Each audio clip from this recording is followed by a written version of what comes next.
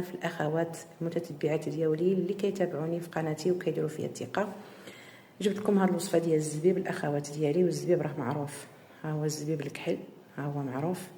وجبت لكم هذه الوصفه وبغيت نشاركها معكم الاخوات اللي عندهم الاطفال كيكحوا بزاف وعندهم الصدر ما كيقدوش يكحوا، داك الشيء اللي كيكون عندهم في الصدر ما كيبغيش يخرج. جبت لكم هذه الوصفه هذه غادي تعطيكم نتيجه المده ديال 3 ايام، وشكروني عليها وبارطاجيو لي هذا الفيديو هذا فضلا ليس امرا. نشكركم بزاف الاخوات ديالي. هانتوما عندنا هنايا الوصفه.